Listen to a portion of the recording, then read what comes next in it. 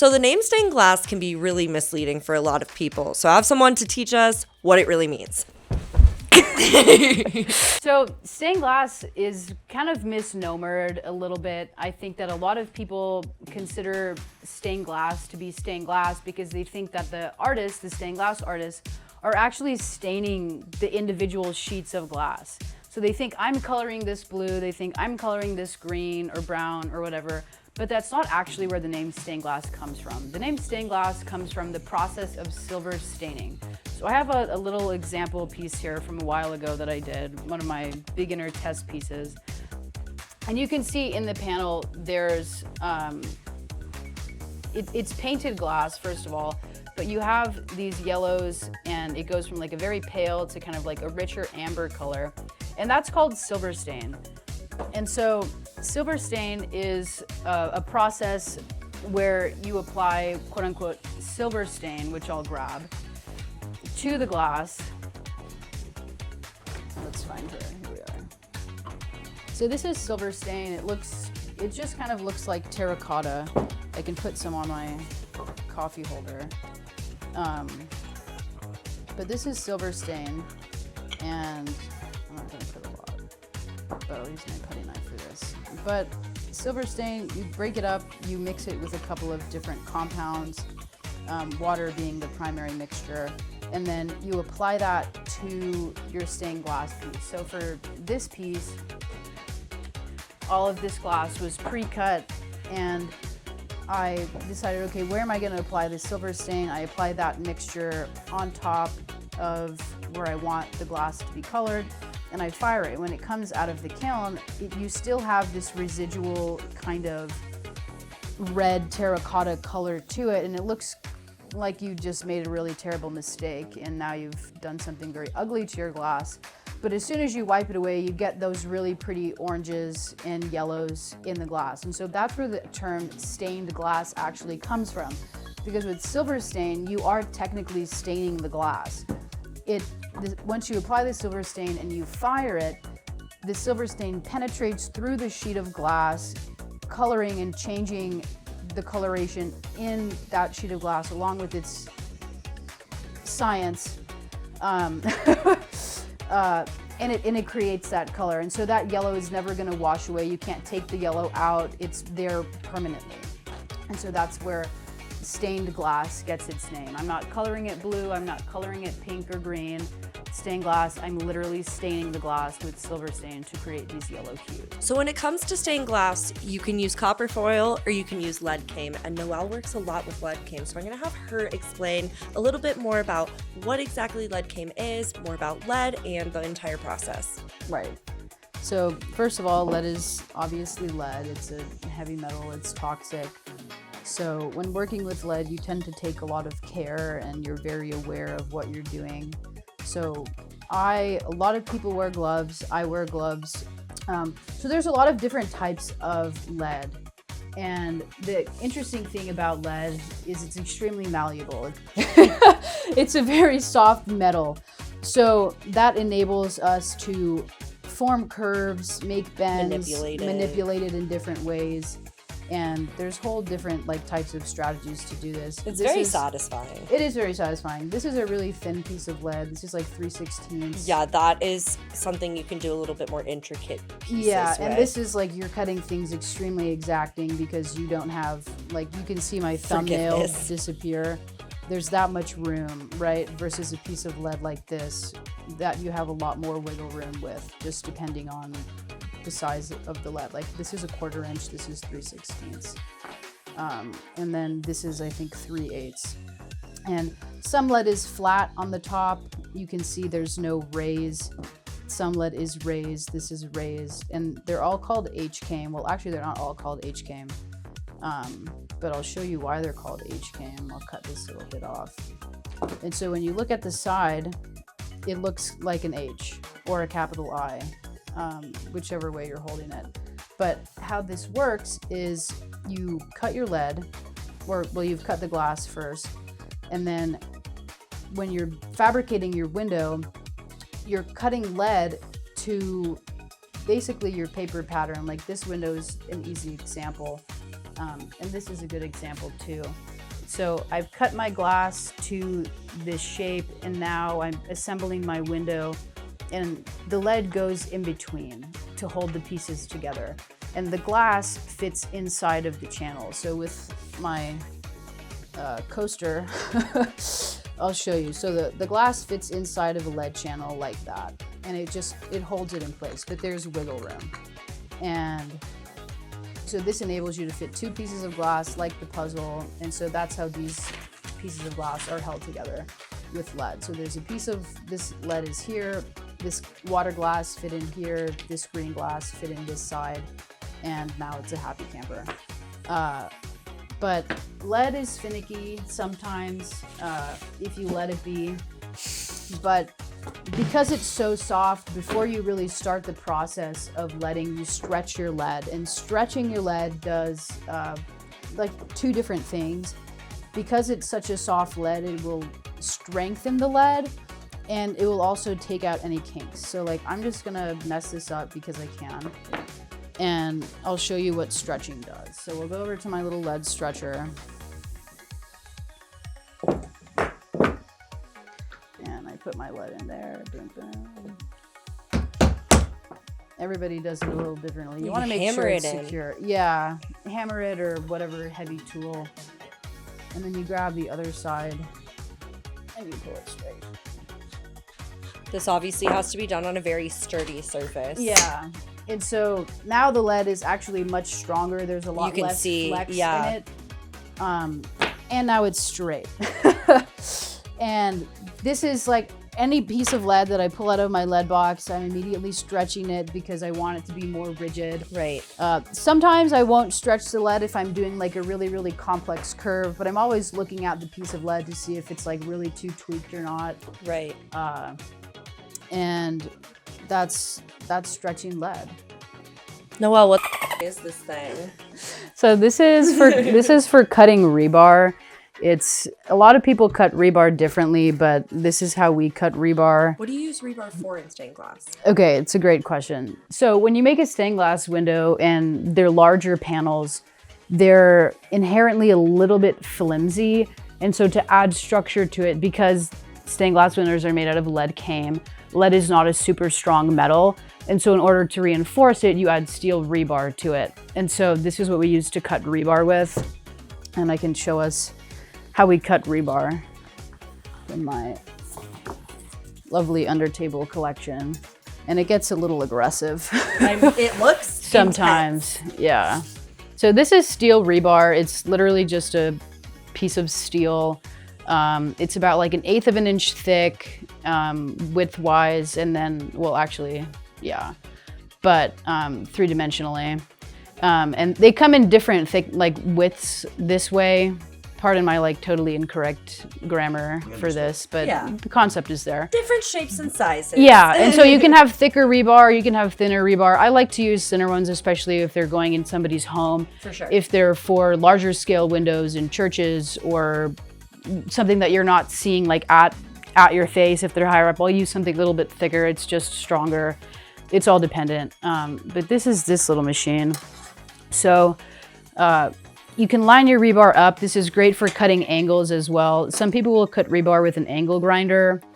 Because I'm not being super precise on this, normally I'll draw what angle I want. You can get anything from like a 45, well, actually any angle you really want. Typically we cut 45, so I'll do something that's like... Why do you cut it at a different angle? What would make you choose one or the other? I'll show you on this window because this is a little easy. So, let's see. So with this window, I'm not putting in rebar on this window. It doesn't need it. It's strong enough. It's small enough as well. But when you're putting a window in a frame, you have a side that's at a 90 degree. And if you're gonna butt that up all the way to the end of your lead, that's gonna be really hard to fit into your window, the opening that's there. Okay. But when you have it with a 45 degree, you can line it up and it gives you this slight angle so that when you're putting it in the frame and you're putting a wood stop around it, it just fits nicer, it's easier. Sometimes you'll pull it back, but you're always hitting the middle of the lead channel because that's where the strength is. You don't want to ever go like too far And is this going like in the channel in the H-came or? No, so this will go, if I was putting rebar on this window, it would go directly on top of the lead like this. And how are you attaching it? Are you soldering it? You solder it. Yeah, you solder it. And it's a little bit of a different process of solder because steel takes so much longer to heat up than this does. So you pre-tin everything. And tinning is covering it in solder. Yeah, so when you solder, like, okay, cool, I want to solder this on, but I don't have any solder on it. It's going to take me 3 times as long to attach this piece of rebar. Right. If I had just taken it off, applied solder prior to, because then you can really, really heat this up and you're not worrying about cracking this. And then you place it back on and then you just melt that solder down, boom, boom, boom, where the lead joints are. And you do it on all 4 sides? You would do it you would do it like in the middle of window. Like this window is not designed for this. I actually have another pattern if we really want to get into it. Okay, here's a good example. This was a small color cartoon that I had made for a window that was, it's this way. For a window, this was 21 by, if I can read my handwriting, that'd be great. 21 by 50, roughly. And so these lines in the center were designed for rebar. This was the full-scale design for that. I built on it, there's lead on it, there's holes in it. That's the whole process of leaded glass, a lot of nailing. I needed to make sure that this window was going to be strong enough and that it was going to be able to withstand opening and closing. So when I designed this, I designed it with the rebar in the design as well, and not just like throwing the rebar in last minute. Because you'll see in a lot of, if you go into a church and you look at a stained glass window, you'll oftentimes see a line just going through a saint's head. Yep. And it's like, oh, okay, so you couldn't have planned for the rebar better. And so I always design first rebar, and then I build the window. I design the window around that. At what size do you say, okay, this is gonna need a piece of rebar in it? I think it depends. So I have done windows that are about 10 inches by 30 inches tall. If those were just in a regular window and non-functioning, I would feel safe not adding a piece of rebar to that. But because those windows were that size and we're going into somebody's front door, I'm going to add rebar to that because there's going to be a lot of movement with that door. That door could get slammed. It could it's opening and closing, wind factor, weather, kids are playing, temperature everything. Differentials. Yeah. And so you want to make sure that, okay, well, I feel better putting rebar in this because it makes it more structurally sound. And I know that the client's not going to slam the door and now the window is on the ground. Not good. Or it starts to bow, and it keeps it from bowing as well.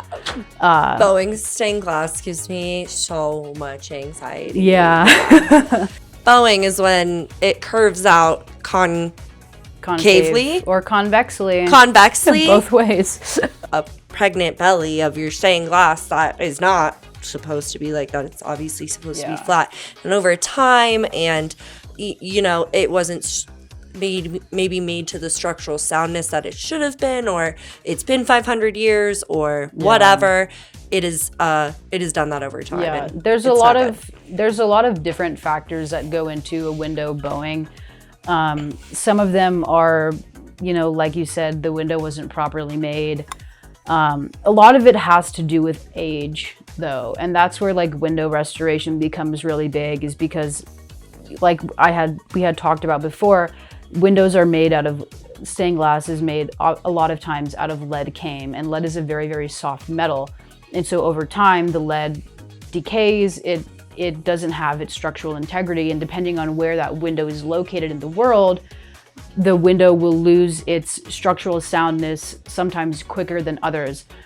And when I was living in Hawaii, I was restoring a chapel there, and all of those windows were extremely bowed. The windows were about 100 years old, which is a good amount of time for them to be restored.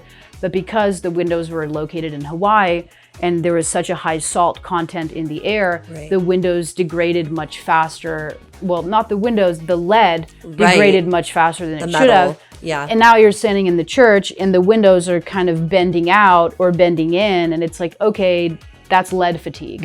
Yes. We have to redo that. Definitely. And even though those windows had rebar, if the windows didn't have rebar, they would have been falling out. But because they had rebar, that's kind of like the last man standing, the last kind of hoorah. It bends before it breaks. Yes. Yeah. Yes. But yeah, so that's just a little bit about rebar, why we put it in, what it means. I can show you how we cut rebar, or at least how I cut rebar in my studio. Everybody has their different methods. And rebar can get really sharp. I'm sure it doesn't look like it's so we'll just cut a little very inviting. So this is lining it up. It's a whole operation. And it takes my whole body weight. Sometimes. But that's it. Really simple. Strong. And now you have 2 mitered edges. If I measured it and I drew a line, I would have cut it exactly to that 45, but example purposes. Right. So yeah. Slice it off. Of it. Yeah. Just like in here. Yeah. And then it's all leverage. Oh, Boom. that's easier than I thought it was Yeah, gonna be. it's simpler. It's leverage, yeah. And that's... If you use your muscle the right way.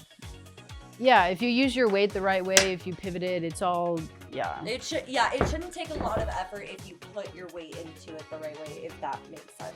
Yeah. If you're just using your arm strength, it's going to take too much effort. Exactly. Yeah. And then when pieces, if you get rebar that's thicker stuff, sometimes I'm like holding this and I'm like floating on the ground, just trying to use my body weight, you know, like, come on. You got this, girl. Yeah. But rebar, what a wonderful thing. Puttying is a process. It's also known as cementing glass. Everybody kind of has a little bit of a different name. But when you make a stained glass window with lead, you're only puttying leaded windows. You're not puttying something with copper foil. So these are leaded windows. And I have my putty knife in my hand, actually, which is a little ironic. Yeah, she's been used. But when you're putting a window together, there are channels within the lead. And you can see, you know, like my fingernail is going to fit underneath there. And you want to be able to fill that gap because this is what gives the window structure. This is what gives it its rigidity. Right. It makes it waterproof, moisture-proof, whatever. And so this is obviously non-puttied right now. I've just leaded and soldered it. But I'm going to go back, and I do puttying in batches because puttying is extremely messy. Yeah, tedious. And you have your putty. Everybody has a little bit of a different mixture. Sometimes it's a little secretive. But you push the putty into these channels, let them dry, clean them up, and then your window is good to go. Otherwise, it kind of will rattle.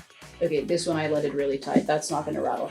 She did a good job on that one, guys, okay? And there's some tools I guess I can talk about. These are grozzers.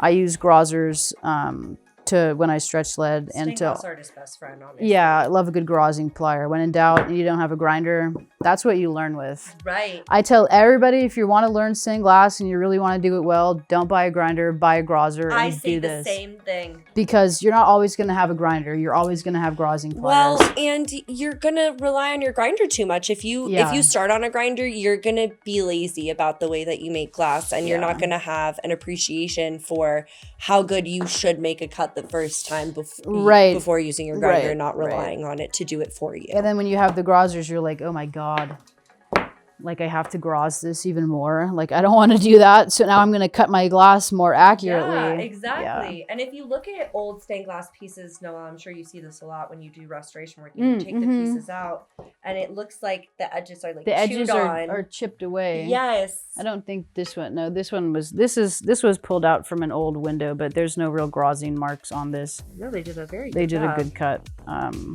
But in the corner a little bit, but that's probably just because it's old and broken. Like an inaccurate cut to just show how grozzing works. So there's my cut line with my Sharpie, and everybody cuts glass a little bit different. I know you cut different than I do. I cut glass different. So I cut that like way too large. I'm just gonna use these to break that. And with my grozzers, the line is here. I cut it too large, so you'll hold your grozzers however which way. Watch that cactus. And you kind of just pinch, and it comes off slowly. You chip away at it. Yeah. So now I'm on that line, and I'll flip it over. Now I have a lot of wonderful glass shards on my table. And grazing I typically find actually works better for lead work than it does for copper foil. Because copper foil, you kind of need a smoother edge. No, I can't. Can you tell us about this piece? Is this a commission that you're working on? Yeah, I can. So this is a commission I'm working on for a client. I've been doing several windows in his home, and we had previously done the kitchen. So this is actually the original design for the kitchen. He had 3 what I call window sets comprised of 6 windows each. So there was 18 windows total. Wow. But they were all very small. They were 9 and 7/16 by 8 inches. You know, you get really nitty gritty with dimensions. And so I had created these, I had done the kitchen, and then there's a kitchen door that he wanted done. Cute. And so I came up with several designs for that door, but he ended up wanting the same design with the exact same dimensions, or as the original windows in the kitchen to match it. These are the rondelles here, and they're just 4-inch. These are standard size rondelle that you see in most stained glass windows. They're commercially made.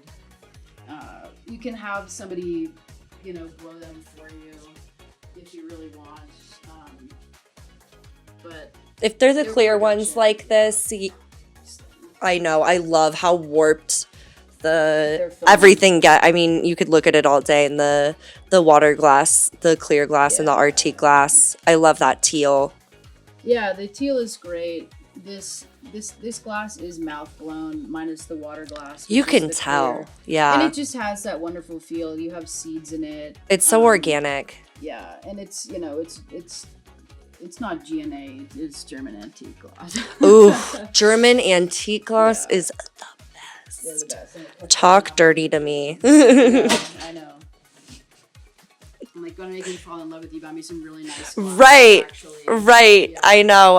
I had this secret to my heart. Yes, absolutely. Some antique German glass. Yes, exactly. A cool sheet. This is like just insane. There's some glass that is just so fun to work with, and then you have some sheets that are like, you want to save it.